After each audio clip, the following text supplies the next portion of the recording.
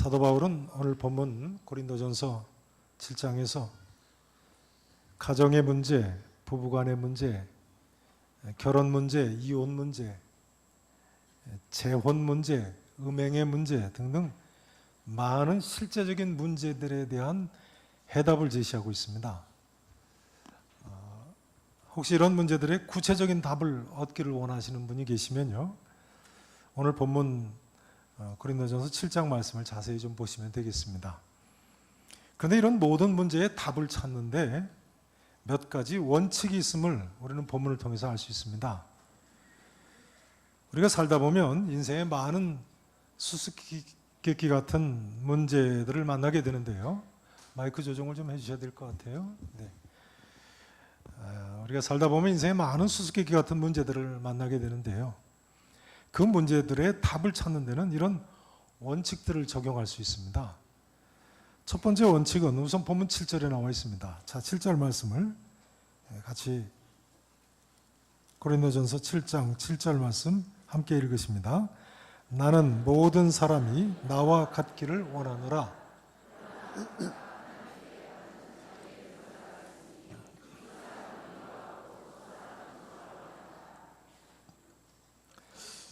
보세요. 나는 모든 사람이 나 바울이 나와 같기를 원하노라 하면서 뭐라고 합니까? 그러나 각각 하나님께 받은 자기의 뭐가 있어요?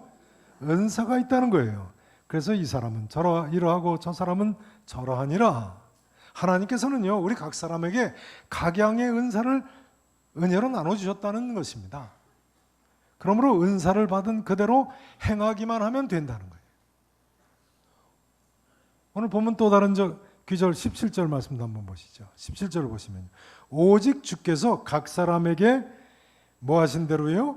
나눠주신 대로 하나님이 각 사람을 부르신 그대로 행하라. 내가 모든 교회에서 이와 같이 명하노라. 이 보편적인 원칙이라는 거예요. 고린도 교회만 적용되는 말이 아니고요. 그러니까 하나님께서 우리 각 사람을 부르시고 각 사람에게 각양의 은사를 나눠주셨기 때문에 우리는 그저 하나님께서 부르신 그대로 행하기만 하면 된다는 거예요. 한 달란트 받았다면 한 달란트 받은 그대로 행하면 되고요.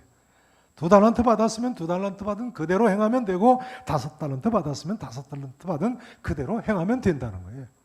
이것은 다른 이야기로 하자면요, 따라서 하시죠. 현재의 생활에 만족하며 그대로 살라. 현재의 생활에 만족하며 살라는 말씀입니다. 7절 말씀은 그 전후 문맥을 보시면요, 부부간에 웬만하면 이혼하지 말고 현재의 생활에 만족하며 그냥 살아라, 이런 뜻입니다.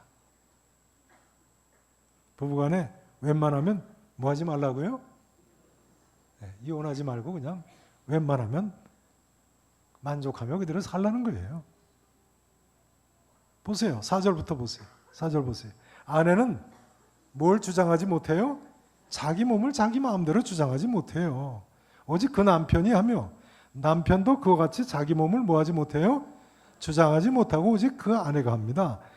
서로 분방하지 말라. 다만 기도할 틈을 얻기 위하여 합의상 얼마 동안은 하되 다시 뭐 하라고요? 다시 합하라. 그 다음 보세요. 이는 너희가 절제 못함으로 말미암아 사탄이 너희를 시험하지 못하게 하려 함이니라 합니다. 웬만하면 이혼하지 말고 그냥 그대로 살라는 거예요. 그 다음 10절을 보세요. 10절 말씀이요. 결혼한 자들에게 내가 명하노니 명하는 자는 나 바울이 아니고 누구라고요? 주님이세요. 보세요. 여자는 남편에게서 뭐 하지 말라고요? 갈리지 말고. 자, 졸지 마시고 잘 들으세요. 중요한 겁니다. 잘 들으세요. 여자는 남편에게서 갈라서지 말고, 그 다음 보세요. 만일 갈라섰으면 그대로 지내든지 다시 그 남편과 뭐 하든지 하라고요? 화합하든지 하라. 남편도 아내를 뭐 하지 말라고요? 버리지 말라. 그러니까 웬만하면 이혼하지 말고 그대로 살라는 거예요. 16절도 보세요. 16절 말씀. 아내된 자여, 네가 남편을 뭐 하는지 어찌 알 수 있냐고요? 구원하는지 어찌 알 수 있으며 남편 된 자여 내가 내 아내를 구원하는지 어찌 알 수 있으리요? 이건 무슨 이야기입니까? 불신 남편이라고 할지라도 웬만하면 그냥 살라는 이야기예요. 아내 된 자여 네가 남편을 구원할지 어찌 알 수 있느냐? 현재의 생활에 만족하며 웬만하면 그냥 살려는 거예요. 이 원리는요, 18절 이하에 보시면 할례의 문제도 적용이 됩니다. 자, 18절, 19절 한번 보시죠. 18절 보세요. 제가 봉독드립니다. 할례자로서 부르심을 받은 자가 있느냐? 그러니까 유대인 할례 받은 사람으로서 예수 믿은 자가 있느냐? 이런 이야기예요. 그럼 뭐가 되지를 말라고요? 무할례자가 되려고 힘쓰지 말라는 거예요. 무할례자로서, 이방인으로서, 할례 받지 않은 사람으로서 부르심을 받은 자가 있느냐? 그는 뭐 받지 말라고요? 할례를 받지 말라. 웬만하면 그냥 만족하며 그대로 살려는 거예요. 19절 보세요. 19절 왜요? 같이 읽으십니다. 시작. 할례 받는 것도 아무것도 아니요 할례 받지 아니하는 것도 아무것도 아니로되 오직 하나님의 계명을 지킬 따름이기 때문이니라. 자, 현재의 생활이 이처럼 만족하며 그대로 웬만하면 살아라. 이 원칙은요, 20절 이하에 보시면 사회 신분상의 경우에도 또한 그렇습니다. 자, 20절 보세요. 20절 보세요. 각 사람은 부르심을 받은 그 부르심 그대로 지내라. 웬만하면 그냥 지내라는 거예요. 보세요. 내가 무엇으로 있을 때 부르심을 받았다고요? 종으로 있을 때. 실제 대로마 제국 때는 종이 있지 않습니까? 노예로 있을 때 예수 믿고 부르심을 받았느냐 이런 이야기예요. 그러나 그런 경우라도 염려하지 말라. 내가 자유롭게 될 수 있거든. 그것을 이용해서 자유인이 될 수는 있다. 그러나 그렇지 않다고 하더라도 만족하고 그냥 살라는 거예요. 그 다음 24절을 보세요. 형제들아, 너희는 각각 부르심을 받은 그대로 하나님께 뭐 하라고요? 하나님과 함께 거하라. 사회 신분상의 문제일 때도 그냥 웬만하면 만족하며 현재에 만족하며 그냥 살라는 거예요. 이 문제는요, 오늘날로 치면 직장이나 일터의 문제일 수도 있습니다. 그 일이 무엇이든 간에 내게 주어진 일에 만족하면서 잘 감당하라는 말씀이에요. 그러고 보면요, 우리는 너무나 현재의 일에 불만하는 경향이 있는 것이 아닌가 생각을 해봅니다. 직장인은 직장인대로, 주부는 주부대로, 학생은 학생대로 너무나 현실 생활에 쉽게 불만족을 하면서 사는 것 같습니다. 전에 어떤 목사님이 이런 이야기를 하는 것을 들은 적이 있습니다. 목사님들도 얼마나 불만족을 하는지요. 신학교 교수님들은 틈만 있으면 큰 교회 목사님이 되려고 한다는 거예요. 반면에 또 목회하시는 목사님들은 틈만 있으면 신학교 교수가 되려고 한다는 거예요. 그러고 보니까 사실인 것 같아요. 한번 여쭤볼까요? 여기 서 있는 김태일 목사, 계산교회 목사가 되기를 원할까요? 총진대학교 교수가 되기를 원할까요?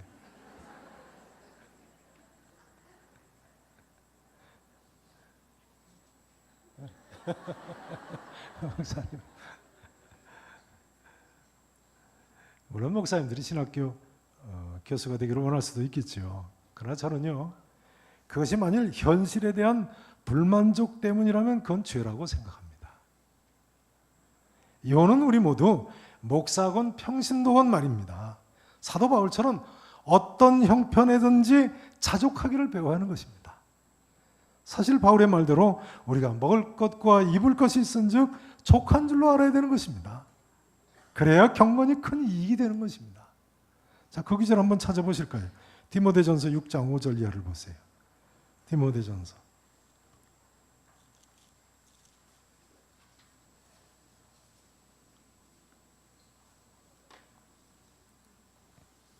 신약성경 341페이지입니다.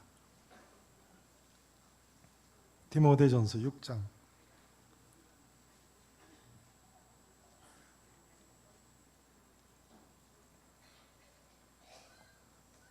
5절부터 8절 말씀을 보시겠습니다.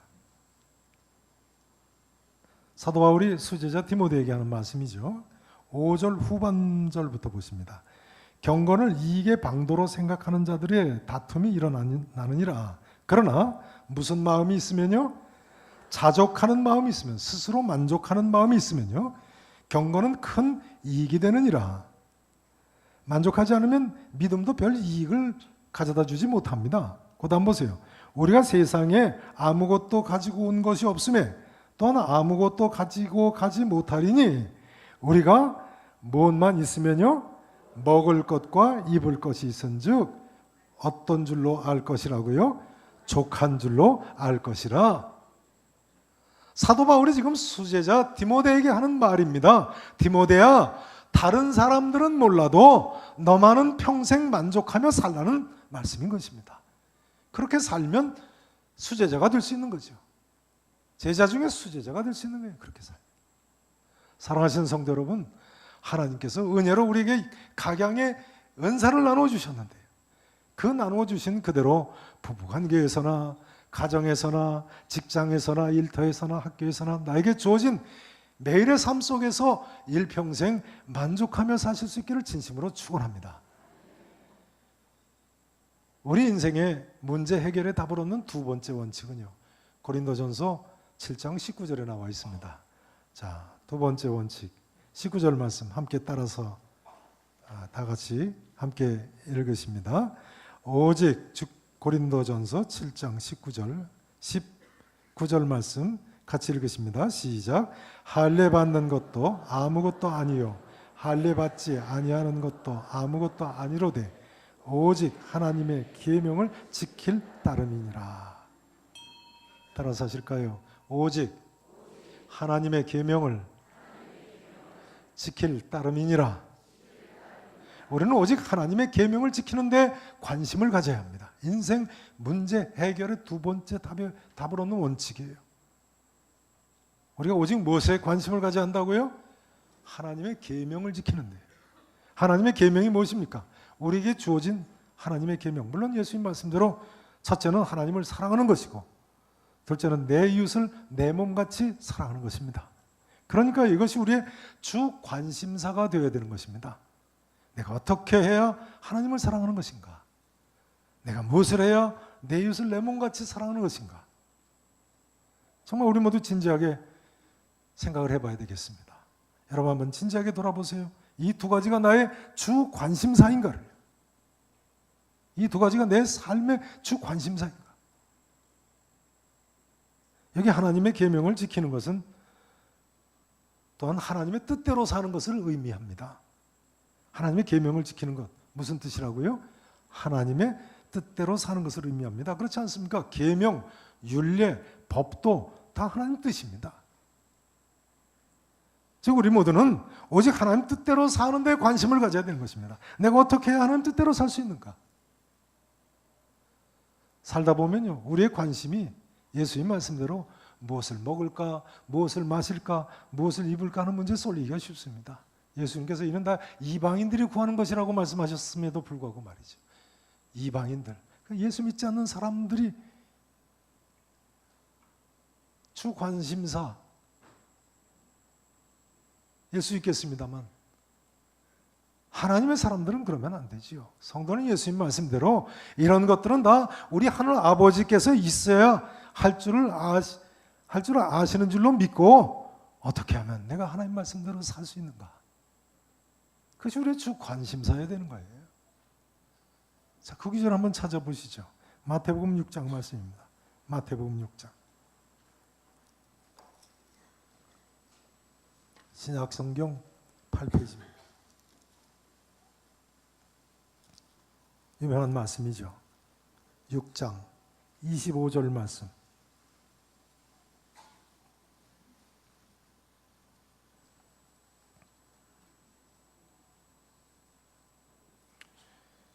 (6장 25절) 말씀, 신약성경 8페이지 말씀 다 같이 한번 큰 목소리로 읽어보시겠습니다. 25절 함께 읽으십니다.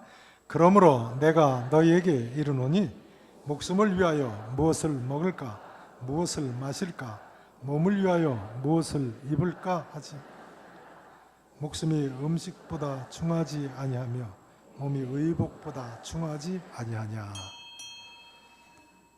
여러분, 이 유명한 말씀은요, 좁은 의미에서 보자면 무엇을 먹을까, 무엇을 마실까, 무엇을 입을까 염려하지 말라는 말씀입니다만, 사실은 무슨 말씀입니까? 이 말씀이.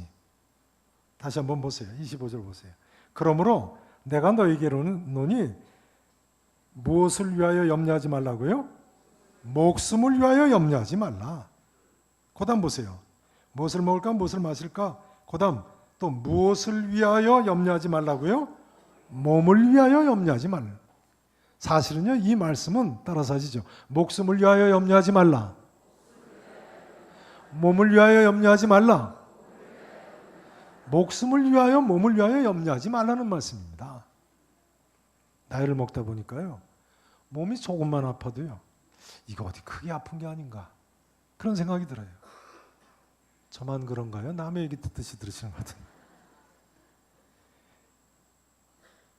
그러나 하나님께서 뭐라고 말씀하십니까? 너희는 너희 자신의 것이 아니라고 하셨는데요. 같은 차원에서 주님께서 하시는 말씀입니다. 너희 목숨을 위하여, 너희 몸을 위하여 염려하지 말라. 아멘이십니까? 지난주에 말씀드린 대로 우리 몸은 성령의 전입니다. 우리 몸이 뭐라고요? 성령 하나님께서 내주하시는 성령의 전입니다. 우리의 것이 아닙니다. 믿으십니까? 그러므로 사도 바울이 오늘 본문 바로 앞장에서 너희 몸은 너희 가운데 계신 성령의 전인 줄 알지 못하느냐? 너희는 너희 자신의 것이 아니라 하셨죠. 그러니까 우리 생각해 보세요. 우리 몸이 아프다. 걱정할 필요 있습니까? 없습니까? 있어요? 없어요? 사실은 없는 겁니다. 하나님 것인데요. 우리 몸 누구 거예요? 하나님 거예요. 예수님께서 분명히 목숨을 위하여 염려하지 말라, 몸을 위하여 염려하지 말라고 하셨는데요. 그러므로 사도 바울은 빌립보서 1장 20절에서 이렇게 이야기합니다. 살든지 죽든지 내 몸에서, 살든지 죽든지 내 어디에서요? 내 이 몸에서 그리스도가 존귀하게 되게 하려 한다고 했어요. 사랑하시는 성도 여러분, 진실로 목숨을 위하여 염려하지 않고 몸을 위하여 염려하지 않고 하나님을 사랑하고 이웃을 사랑하며 하나님 뜻만을 구하며 일평생 사시는 우리 계산의 성도 여러분 되실 수 있기를 진심으로 축원하겠습니다. 사도 바울이 보여주고 있는 세 번째 문제 해결의 원칙은요, 이제는 그리스도의 종으로서 무엇을 하든지 다 하나님의 영광을 위하여 하라는 말씀입니다. 따라서 하시죠. 무엇을 하든지 다 하나님의 영광을 위하여 하라. 현재의 생활에 만족하며 살라. 오직 하나님의 뜻대로 살라. 몸을 위하여, 목숨을 위하여 염려하지 말고 오직 하나님의 뜻대로 살라. 무엇을 하든지 다 하나님의 영광을 위하여 하라. 먹든지 마시든지 무엇을 하든지 다 하나님의 영광을 위하여 하라. 물론 이 말씀은 오늘 본문 뒤에 나오는 고린도전서 10장 31절에서 바울이 한 말씀이죠. 그런데 이 오늘 본문까지도 사실은 전체의 이 원칙이 자리 잡고 있습니다. 오늘 본문 전후부터 앞에서부터 그 고린도전서 10장 31절까지 전체의 결론이 바로 그것입니다. 그러므로 너희는 먹든지 마시든지 무엇을 하든지 다 하나님의 영광을 위해서 하라. 자, 오늘 본문도 그 내용을 가르치고 있어요. 자, 22절부터 한번 보세요. 고린도전서 7장 22절을 보시죠. 보세요. 22절. 주 안에서 부르심을 받는 자는 무엇이라도요? 종이라고 할지라도 주께 속한 자유인이에요. 또 그와 같은 자유인으로 있을 때 부르심을 받은 자는 누구의 종이라고요? 그리스도의 종이라는 거예요. 그러니까 그 몸에서 그리스도가 존귀하게 되게 하는 삶을 살아야 된다. 먹든지 마시든지 하나님 영광을 위해서 살아야 된다는 거예요. 누구의 종이라고요? 그리스도의 종이에요. 그 다음 보세요. 23절입니다. 너희는 값으로 사신 것이니 사람들의 종이 되지 말라. 그리스도의 종이 되라. 그 다음 보세요. 형제들아 너희는 각각 부르심을 받은 그대로 하나님과 어떻게 거하라고요? 함께 거하라. 그리스도와 함께 하나님과 함께 먹든지 마시든지 무엇을 하든지 다 하나님의 영광을 위해서 하라. 그 다음 32절을 보시죠. 그 아래 32절을 보세요. 너희가 뭐가 없기를 원한다고요? 염려가 없기를 원한다는 거예요. 장가가지 않은 자는 주의 일을 염려하여 어찌하여 주를 기쁘게 할까 하되, 장가간 자는 세상 일을 염려 안 할 수가 없어요. 집안을 살펴야 되고 먹여 살려야 되니까요. 어찌하여 아내를 기쁘게 할까요? 마음이 갈라져요. 시집가지 않은 자와 처녀는 뭘 염려한다고요? 주의 일을 염려하여 무엇과 뭘 거룩하게 하려 한다고요? 몸과 영을 다 거룩하게 하려 하되, 시집간 자는 세상 일을 염려하여 어찌하여 남편을 기쁘게 할까 하느니라. 무슨 이야기입니까? 이처럼 주의 일을 염려하며 주님 영광을 위해서 살라는 거예요. 그 다음 35절을 보세요. 내가 이것을 말하면 너희의 유익을 위하며 너희에게 올무를 놓으려 함이 아니니 오직 너희로 하여금 이치에 합당하게 하여 흐트러짐이 없이 누구를 섬기게 하려 함이라고요? 주를 섬기게 하려 함이니라. 먹든지 마시든지 무엇을 하든지 다 흐트러짐이 없이 하나님의 영광을 위해서 살게 하려 함이라. 그 다음 마지막 39절 한번 또 보세요. 39절 말씀 함께 읽으십니다. 시작. 아내는 그 남편이 살아있는 동안에 매여 있다가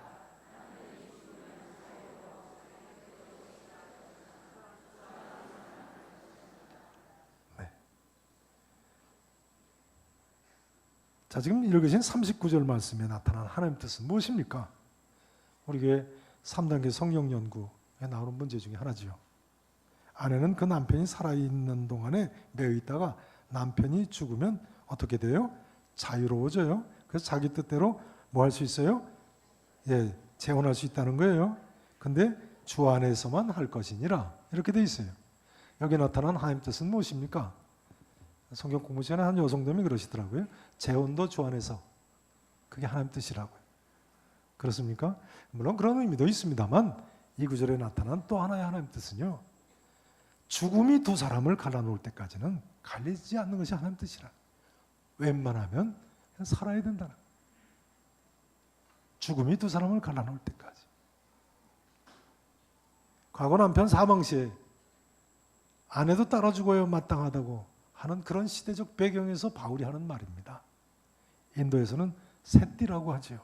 남편이 먼저 세상 떠나면 아내 책임이 있다고 해서 인도는 화장을 하지 않습니까? 남편을 화장하는데 아내도 뛰어들어서 함께 죽어야 됐다고 그래요. 오늘날까지도 인도에서 이 셋띠 풍습으로 죽는 여인들이 있죠. 우리나라에서도 미망인이라고 부르지 않습니까? 이런 문화적 배경에서 하시는 하나님 말씀입니다. 아내는 그 남편이 살아있는 동안에 매여 있지만 남편이 죽으면 자유로워서 자기 뜻대로 주 안에서, 그것이 하나님 뜻이면 재혼해도 괜찮다. 성경 말씀만큼 인간을 온갖 잘못된 관습의 사슬에서 자유롭게 해준 종교나 사상은 인류 역사상 없었습니다. 그러니까 이 39절 말씀은요, 다시 이야기하자면 먹든지 마시든지 모든 일을 다 하나님 뜻대로 하라는 그런 의미와 같은 말씀인 것입니다. 할례받는 문제건, 직장의 문제건, 공부하는 문제건, 시집 장가가는 문제건, 심지어 재혼하는 문제까지, 즉 인생의 모든 문제를 하나님의 영광을 위해서 해야 한다는 진리를 성경은 가르치고 있는 것입니다. 그런데 성도 여러분 어떻게 생각하십니까? 우리 삶이 정말 이처럼 항상 다 하나님 영광을 위해서 살 수 있는가요? 글쎄요. 성자라면 몰라도 어떻게 그렇게 일반 성도들이 먹든지 마시든지 무엇을 하든지 다 하나님 영광을 위해서 하겠습니까? 물론 틀림없는 사실은요, 그것이 무슨 문제이든 간에 하나님께 영광을 돌리는 것이 우리 흔들리지 않는 신앙의 목표여야 됩니다. 또 우리 모든 행동의 기초고 삶의 기초여야 되는 건 틀림없습니다. 그러나 그에 미치지 못할 때 우리가 뭘 해야 되겠습니까? 회개하고 돌이켜야죠. 다시 하나님의 영광을 위해서 사는 삶을 새 출발해야 되지 않겠습니까? 우리가 이처럼 회개하고 다시 하나님 영광을 돌리기 위해서 일어나 새 출발할 때 우리 하나님께서 우리를 통해서 놀라운 영광을 거두실 줄로 믿습니다. 이제 오늘 말씀 증거를 마쳐야 되겠습니다. 오늘 저녁부터 부흥사경회가 시작되죠. 여러분 오늘 저녁 부흥회 기간에 오늘 저녁부터 꼭 나오셔서 다시 새 출발하시는 기간이 되실 수 있기를 축원합니다. 제가 이번에 미국 노스캐롤라이나 주에 갔었는데요. 노스캐롤라이나 주에 가면 빌리 그레암 목사님이 어렸을 때 자란 집하고 기념 도서관이 있습니다. 또 훈련 센터가 있습니다. 빌리 그레암 목사님이 지난 2월에 100세를 일기로 서천하시지 않았습니까?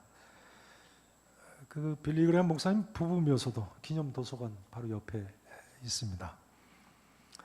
빌리 그레암 목사님은 17살 때 모르드게함이라는 목사님의 부흥사경에 참석했다가 진심으로 믿게 됐는데요. 당시는 그 부흥사경회를 무려 11주 동안이나 했답니다. 부흥사경회 몇 주 동안 했다고요? 11주, 3개월 가까이요.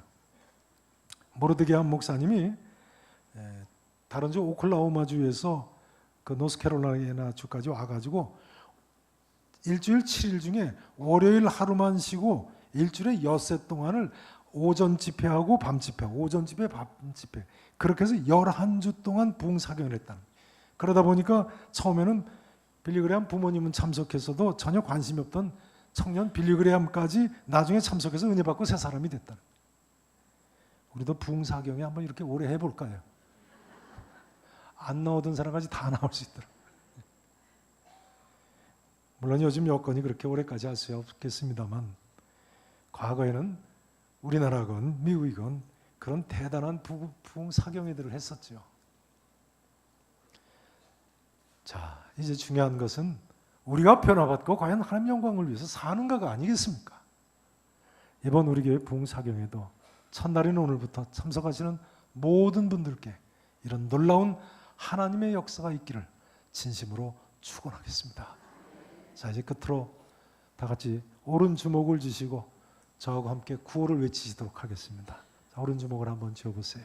함께 외치십니다. 오늘부터 현재의 생활에 만족하며 살자.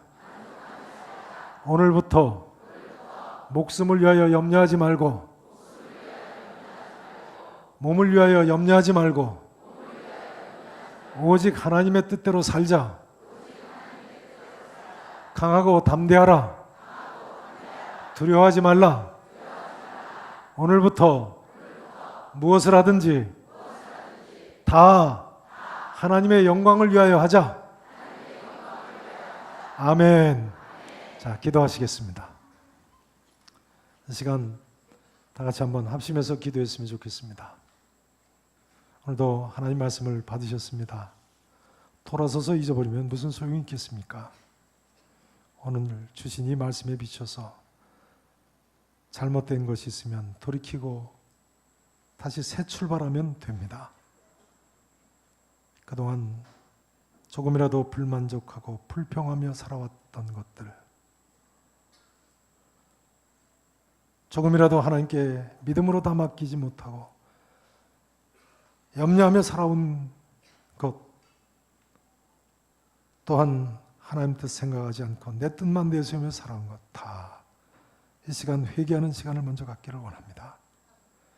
우리의 부족한 모습을 회개하고 앞으로 정말 하나님 말씀대로 만족하며 하나님의 뜻과 하나님 영광을 위해서 살아가는 우리 모두가 될 수 있도록 이 시간 같이 한번 기도하십시다. 또 오늘 저녁부터 시작되는 부흥의 기간을 통해서 우리 모두가 이처럼 변화받고 새롭게 출발할 수 있도록 이 부흥 성회를 하나님께 온전히 하나 되어 맡기고 일어설 수 있기를 원합니다. 우리 다 같이 함께 합심해서 기도하고 제가 기도하고 마치겠습니다. 오늘 저녁 7시 40분부터 시작합니다. 다들 나오시고 또 특별히 우리 청년들 중고등학교 다니는 자녀들도 데리고 나오세요. 17살에 변한 빌리그레암 목사님이 세상을 얼마나 놀랍게 복음으로 충만하게 했는지를 기억하십시오.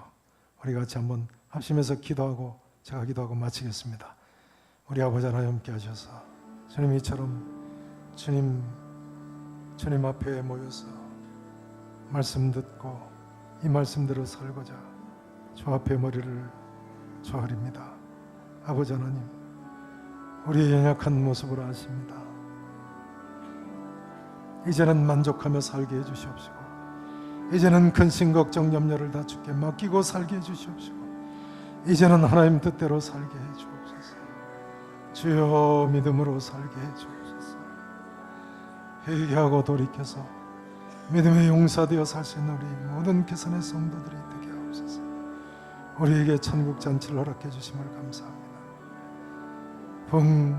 사경회를 허락해 주셨는데 하나님 말씀이 은혜의 폭포수와 같이 임하게 하시고 아버지 변화되는 역사가 있게 하시고 특별히 우리의 사랑하는 2세 3세들이 아버지 은혜 받고 새로운 삶을 출발하게 해 주옵소서. 아버지 우리의 가정을 살리시고 교회를 살리시고 이 나라와 민족을 살리시옵소서. 하나님의 교회들을 살리시옵소서. 주여 역사해 주시옵소서.